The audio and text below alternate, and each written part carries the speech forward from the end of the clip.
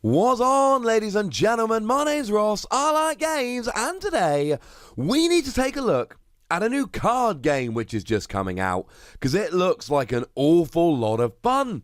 It's called the Chrono Clash system, and is made by Bandai Namco, and it's a little bit weird, but I say that with nothing but love. Now, when I say weird, I can illustrate this in a couple of ways, but my favourite way, this is just coming out, and the first set is Naruto, a Japanese anime. That makes perfect sense. It's exactly the kind of property that you would imagine having a card game. And it did in fact have a card game a few years ago. Unfortunately, it all went a bit wrong. But a second expansion coming out in September is Godzilla. Somebody tell me how this is roughly the same thing. Now, I love this. I think this is wonderful. But any card game where set 1 is Naruto and set 2 is Godzilla makes me look up and go, ooh. Oh, that sounds spicy. Now, this is actually being designed by Ryan Miller, quite a well-known game designer. Now, incidentally, Ryan Miller is also the name of the Anaheim Ducks goalie. I have checked, not the same person. He is a game designer, he's actually former military, and he has worked for Wizards of the Coast. He founded Sabertooth Games, and now he is a freelance game designer working for his own company, Ryan Miller Games. Although I'm not entirely sure how he came up with a name for that. So Chrono Clash then. I've told you that set 1 is Naruto, set 2 is Godzilla. What is really cool is that it is set up to be like this in the future. We've not received any kind of word or announcement as to what the future expansions are going to be, but we know they're going to be different properties. So whereas something like the Dragon Ball Super card game has lots of different expansions, but they're all Dragon Ball Super, here we are flicking between properties. Now, when I say expansions, we are not talking your traditional trading card game. We are not talking somewhere in the region of a couple hundred new cards and then booster boxes and booster packs and all of that malarkey. What you get, at least for the Naruto, are 2 boxes.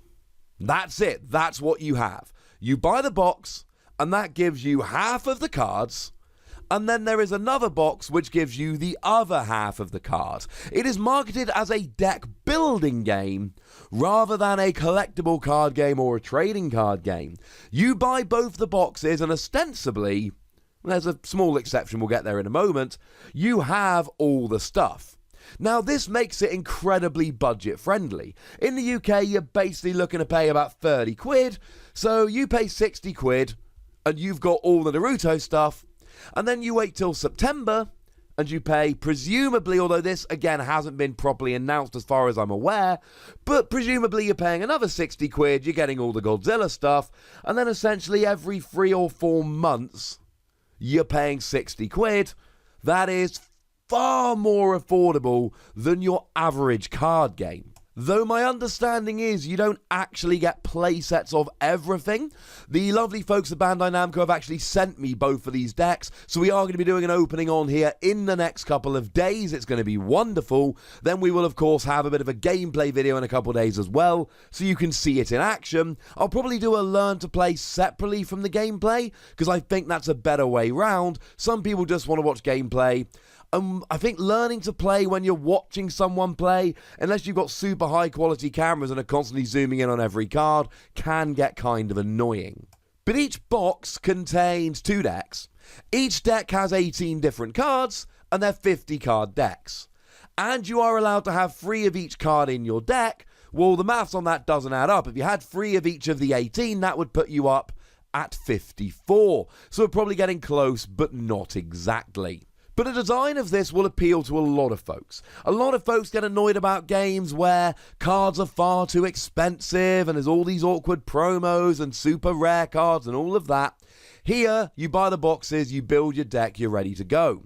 There is the possibility that this might lead to more similar decks, at least in the early days of the game, as everyone's working from the same card pool, and it is a smaller card pool than you get, for instance, in Call of the Archons for Keyforge, for instance, or Opus 1 of the Final Fantasy trading card game. There are fewer cards than you would find in those sets.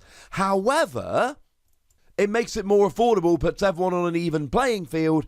I love the idea of this as a deck building game with just the 2 boxes to start off. I'm saying it out now. I'm loving it. One of the things I want to know from you guys in the comment section, what properties would you want to be brought into this game in the future? We start with Naruto, we go to Godzilla. Where would you like to go next? And given that Bandai Namco make the Dragon Ball Super card game, I'm putting it out there. I want a Dragon Ball Z, Dragon Ball Super, Dragon Ball something, maybe not GT, expansion of this game. That would make me incredibly happy.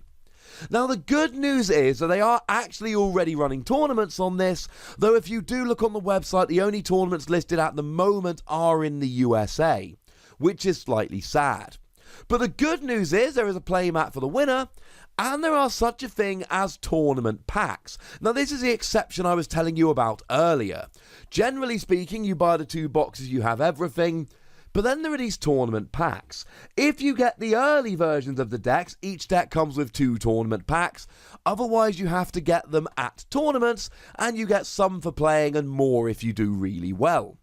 Each tournament pack only has 1 card in, and there are 96 different cards available. Now, as it turns out, I did take a sneak peek at one of my tournament packs, and it actually has an extra card, which are larger cards, more on them in a minute, as a regular size foil card. Yeah, they're foiled. My understanding is, and I will update this when we have more information, but my understanding is that they are just foiled versions of the cards you can get in the decks. There will be videos if there's any anomalies or things we need to talk about. Now, as far as I'm concerned, there are 2 main hooks to this card game. There are 2 parts of the rules that make me especially excited. Number 1 is the Chrono Clash gauge. You see, in this game, we're actually rolling with our main resource as time. So what you have is a gauge that has numbers either side of a 0. One side is for you, one side's for your opponent. And essentially, your turn lasts for as long as the gauge is on your side, and as soon as it goes to 1 or higher on your opponent's side, it goes to their turn. So if it goes to your turn with 6 on the gauge, you get 6 times, so to speak, and you can do with that as you will. So if we have a look at some of the cards as a little bit of an example here, we can see that Gaara costs 4 time to play, whereas Sasuke Uchiha, sorry about the pronunciation, costs 8 time to play, but Mitsuki only costs 2. See where we're going with this, ladies and gentlemen? See where we're going with this? You can do essentially whatever you want until you run out of time. And as soon as you run out of time, ladies and gentlemen, it's over. So you're left making all these decisions about, oh, do I want to play lots of little cards or one big card? And then there are decisions like, oh, if I play this card, it will leave my opponent with 5 time when they start their turn. But if I play this, I'll only leave them with 1. Oh, but then my board isn't quite so advanced. I love this. This is a wonderful, wonderful thing that makes me incredibly happy. The other thing that's incredibly cool about this game is that it's language free. You don't write on the cards. So what we have is a series of symbols, and the symbols together tell you what the cards do. So as an example, whenever this battler attacks, you've got the arrow there with a fist saying when it attacks. It gets +3 strength because the circle with a +3 is +3 strength. You discard a card from your hand, hence the red -1, and draw a card from your extra deck, +1 EX. Cool, right? This one's a bit simpler. Okay, that's a word, but you know what I mean. It is referring to one of your cards, because there's only one card in the art, and there's a picture of it returning to you, i.e. pointing at you. Return one of your battlers to its owner's hand. And then we've got but there's multiple, so it's all of your other battlers. Plus is gains fighting +2. Each of your other battlers gains +2 strength when they attack. There are actually quite a few symbols that we find in the game, somewhere around 35 depending how you count them, But they're all very intuitive, so I kind of like this. It means that in future sets, when cards are revealed, even if they're revealed in Japan and they're all in Japanese, we'll know exactly what they do. Now, we're not going to be going through the rules really well here. We're going to do a proper how to play video in a few days' time. But generally speaking, you've got the usual rules. So you can play characters whenever you like, although remember you've got to pay time to do so. They come in tapped like most games, not every game, but most games. And then your characters can either attack other enemy battlers to take them off the field, or they can attack the Guardian stack. Now, the Guardian stack is 5 random cards that you put down at the beginning of the game, like life in the Final Fantasy trading card game, Dragon Ball Z, etc., kind of like prizes in the Pokemon TCG as well. And essentially, you've got to take out all 5 Guardians. When you take out all 5 Guardians, you attack when there's no Guardians, and you win by attacking with no Guardians. Kinda cool. Now, the other way to win is to go on 5 quests. And essentially, going on a quest is where you put a Guardian on a character. So instead of having 5 random cards put down as Guardians at the beginning of the game, you choose a card, put it on top of one of your battlers as a Guardian, and tap them so they can't do anything else. And if it stays there until the end of your opponent's next turn, you get a quest point. 5 quest points and you win the game. On the website, it does state 4 quest points, but I have had a look in the official rules included with the decks. It is 5 quest points, not 4. I'm assuming that they did some testing with 4 and decided that it was a bit too easy to win and that games were basically being decided by questing, so they upped it to 5. So you put down your battlers, and either you take out your opponent's battler, you take out a Guardian to try and get you closer to winning the game, or you take out a Guardian on a battler so that they don't get a quest point.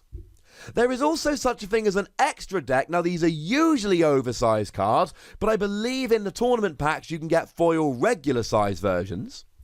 And what you do is you pay by destroying battlers not with time, but you must use an ability that lets you draw one. So the first example I gave you earlier had the +1 EX symbol. That means that you're allowed to play a card from your extra deck. But when you do so, you've still got to pay the cost of the extra card. But you pay the cost by destroying battlers, not by paying time.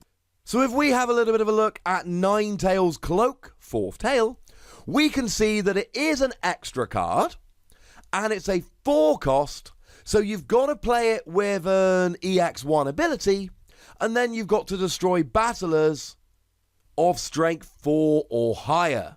Now, it's not a TCG, but you do still build your own deck, and the general rules of it are that you got at least 50 cards, you can have more, 3 of each card maximum, and 2 colors maximum.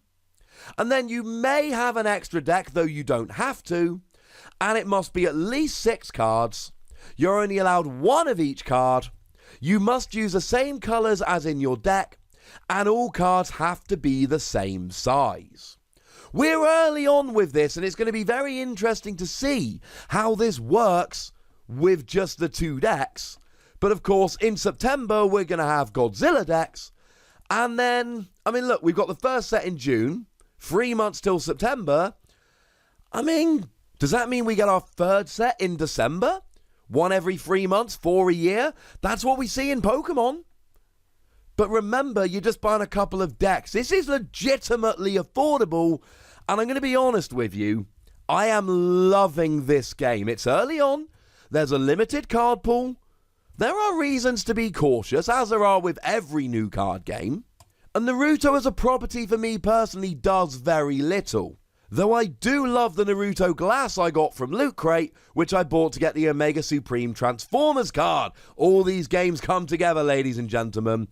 But the Chrono Clash gauge is honestly making me so happy. It's such a cool mechanic. I love that it's language free. And as it stands at the moment, this game excites me greatly. Over the next couple of days, weeks, we're going to have an opening of both the decks. We are going to have a how to play video, and then we're going to show some gameplay as well. If there's any other videos you'd like to see based around this game, let me know, ladies and gentlemen, because as it stands at the moment, I'm in. Plus, you know I like getting in on games on the ground floor by now. So, tell me what you think about this game. Does it excite you? Why does it excite you? If you're apprehensive, tell me why. Ask me some questions. Go nuts in the comment section, ladies and gentlemen. But do remember the rule. Be nice, would ya? And then make sure you like this video, subscribe to this channel, and follow me on Twitter at @Wossy, where we talk about games like this and a whole bunch of others. But by far the most important thing, as always, look after yourselves till next time. Thank you very much for watching. My name is Ross, and you've been watching Wossy Plays.